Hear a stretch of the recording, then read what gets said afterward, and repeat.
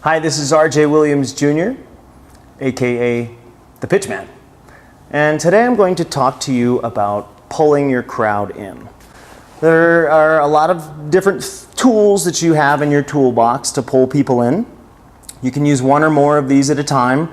You probably already use some of them, not even knowing that you're using them, and a lot of times you probably don't use any of them because you don't think about it. So if you have these things in your toolbox, you can pull them out and use them. Some of them are built in, like your hook. There are a lot of different kind of hooks that you can have. A hook is something that differentiates you. A hook could be your booth setup. Maybe you have a huge light or a ridiculous sign, or maybe you have girls in bikinis, or maybe you have a lisp, or maybe you're wearing a spandex outfit, or maybe you have a really funny shirt on, or maybe you did your hair really weird, or maybe you have a big bow tie on. Something that says, I don't take myself too seriously, but I'm good at what I do. I'm not a complete idiot. You want to humble yourself, but at the same time appear that you're in control of your area and your situation, and you're comfortable enough in yourself to be able to make fun of yourself. You're fun. That puts people's guard down and lets them know that you're a human being. Okay, so you can compliment people, but don't be fake about it. If people are walking by in the thousands, which they usually are at a trade show, you can give a person a compliment by using humor. You don't have to say, oh, I really like your bag. You can say, oh man, I'll trade you for the bag. That looks expensive. Something like that. You've drawn attention to the fact that she has a nice bag, but you made a joke about it so she laughs, and so that she's more inclined to be comfortable coming into your situation. She doesn't want to be pegged as someone who has an expensive bag that's an easy target so you can rip her off. You want to get people into your mode. You somehow want to get personal with them fast. You want to make that eye contact. So you've got a hook, whatever that happens to be. That's built in. One time I knew this guy had a little fire engine triangle thing, and he rang it, and he said, and he had a fireman's hat on, and he said, the fireman says, and whatever he said. I can't even remember what he said. That's how memorable it was. The thing that he did was memorable, but as soon as he moved on to his product, which was totally unrelated to the fire truck thing, that was just a hook, they forgot about that, and they were interested in his product. It just gets people in. So your hook doesn't have to be related to your product. You don't have to stress out about it. Just wear a silly hat or do something. Anything that is a little bit different. So you've got your hook. You can use humor, and that is probably your biggest tool, is to use humor to get them in. Humor will also keep them there. If you have people starting to drift off, you can throw a nice little one-liner in there, and they're back on the hook for another 20 seconds until you've got to throw another one in and keep people interested.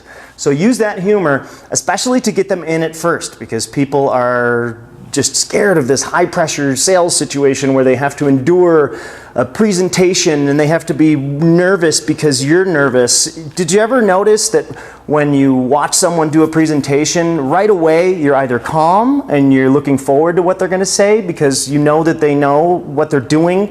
They're not going to screw it up. It's not their first day. And the difference between that and someone whose first day it is, and you know that they're nervous and you can see it in their face and they have that energy that's just maybe a play or something when your child did their first play and you're so nervous for them because they've never done that before, or an actor maybe auditioning for something. You don't want to be that auditioning actor. You want to be the person who people are immediately comfortable with. Another example. Go to a comedy show. You can tell the rookies who have never done this before, you're just hoping that they don't mess it up.